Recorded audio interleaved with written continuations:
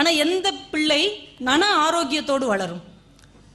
நேர்மறையோடு சொல்லிக் கொடுக்கப்படுகிற பிள்ளைகள் தான் மன ஆரோக்கியத்தோடு வாழும் என்பதை நாம் தயவு செய்து புரிந்து கொள்ள வேண்டும். நம்ம எல்லாருக்குள்ளேயும் ஏதோ ஒரு சிந்தனை, ஏதோ ஒரு மன அழுத்தம் இருந்துகிட்டே இருக்குது.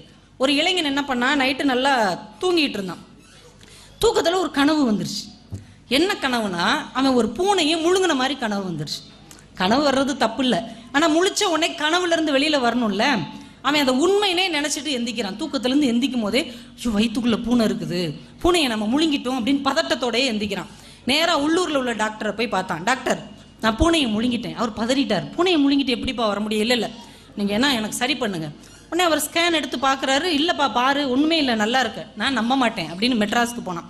அங்கே உள்ள ஒரு ஆஸ்பத்திரிக்கு போய், டாக்டர் இந்த மாதிரி பூனையை முழுங்கிட்டேன். பூனை எப்படிடா முழுங்கினேன்? முழுங்கிட்டேன், நீங்கள் பார்த்து சொல்லுங்கள். ஆனால் அவரும் ஸ்கேன் எடுத்து பார்த்துட்டு, இல்லைப்பா நல்லா தான் இருக்கிற. இல்லையா நீ இப்படி சொல்கிறேன்ட்டு மெட்ராஸில் இருக்கிறதுல ஒரு பெரிய ஆஸ்பத்திரிக்கு போயிருக்கான். பெரிய ஆஸ்பத்திரினா கோடிக்கணக்கான ரூபாய்க்கு இட்லியே வாங்கி சாப்பிட்லாம். அது மாதிரி ஒரு ஆஸ்பத்திரிக்கு போயிருக்கான். அங்கே நம்ம ஊரில் எல்லா வசதியும் இருக்குன்னு தெரியுமா?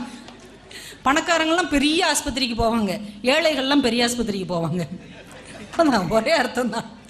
அங்கே போய் கேட்டிருக்கான், டாக்டர் நான் பூனையை முழுங்கிட்டேன். உன்னைய பார்த்தாலே அப்படித்தாண்டா தெரியுது, உட்காரான்ட்டார். உட்கார வச்சு, எத்தனை நாள் ஆச்சு? 3 நாள் ஆச்சு. உன்னை பார்த்தாலே தெரியுது, ஒரு மாதிரி உன் குரலே மியாமியாவும் தான் கேட்குது.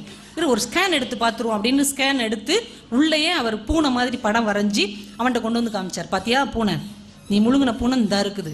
டாக்டர் எப்படி டாக்டர், இதுக்கு முன்னாடி எடுத்தவங்கலாம் பூனை இல்லை, நீங்கள் எடுத்தது? அவங்கெல்லாம் இருட்டுக்குள்ளே எடுத்திருக்காங்கடா, பூனை ஒளிஞ்சிக்கிச்சு. நான் லைட்டை போட்டு எடுத்தேன்னா பூனை மாட்டிக்கிருச்சு. டாக்டர் நீங்கள் தெய்வ டாக்டர், இது எப்படி வெளியில் எடுக்க போகிறீங்க? ஒன்றும் இல்லை, ஒரு 2 நாள் அட்மிட் ஆகு, 3ஆம் நாள் ஆப்ரேஷன் பண்ணி பூனையை எடுத்துருவோம். ரொம்ப நன்றி டாக்டர்னு போயிட்டான். இப்போ நர்ஸு கேட்டாங்க, இல்லாத பூனையை எப்படி வெளியில் எடுப்பீங்க? உடனே அவர் சொன்னார், பூனை இல்லாமலாம் இல்லை, பூனை வயிற்றுக்குள்ளே இல்லை, ஆனால் அவன் மனசுக்குள்ளே இருக்குது. பூனையை முழுங்கினதான் அவன் நம்பிட்டு இருக்கிறான். அந்த நம்பிக்கையிலேருந்து அவனை வெளியில் கொண்டு வந்தால் தான் இந்த பேஷண்ட் வந்து பிழைப்பான். அதனால் ஒரு சின்ன நாடகம் நடிப்போம், ஆப்ரேஷன் பண்ணுற மாதிரி. நம்மளுக்குலாம் புதுசாக ஆப்ரேஷன் பண்ணுற மாதிரி நாடகம் நடிக்கிறோம். அதனால் ஒரு ஆப்ரேஷன் பண்ணுற மாதிரி நான் என்ன சொன்னாலும் நீங்கள் ஏதாவது ஒன்று நினச்சிக்கிறீங்க.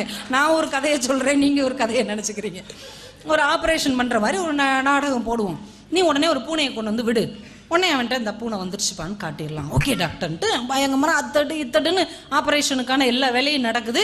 இந்த நர்ஸு கொண்டு வந்து ஒரு பூனையை விட்டாங்க. அது மியாவுன்னு கத்துச்சு பாருங்க, எந்திரிச்சு உட்காந்துட்டான்.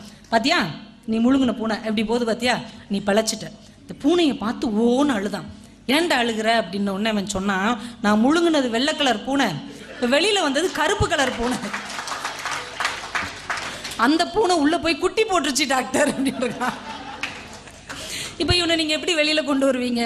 நமக்கு இந்த கதை ரொம்ப சிரிப்பாக இருக்கிறது, நகைச்சுவையாக இருக்கிறது. ஆனால் உண்மையிலேயே நாமளும் அந்த பூனையை முழுங்கினவன் மாதிரி தான். அவன் பூனையைத்தான் முழுங்கினான். நாம் பேராசை, பொறாமை, எதிர்பார்ப்பு, ஒருத்தரோடு ஒப்பீடு செய்தல், நாங்கிற ஆணவம், இப்படி பல பூனைகளை நமக்குள்ளே விழுங்கி கொண்டு வாழ்க்கையை ஜீரணிக்க முடியாமல் நாம் தத்தளித்து கொண்டிருக்கிறோம். அந்த கற்பனை பூனையிலிருந்து என்றைக்கு நாம் வெளியில் வருகிறோமோ அன்றைக்கு நம் வாழ்க்கை ஒரிஜினலாக மாறும் என்பதை தயவு செஞ்சு ஒவ்வொருத்தரும் புரிஞ்சுக்கணும்.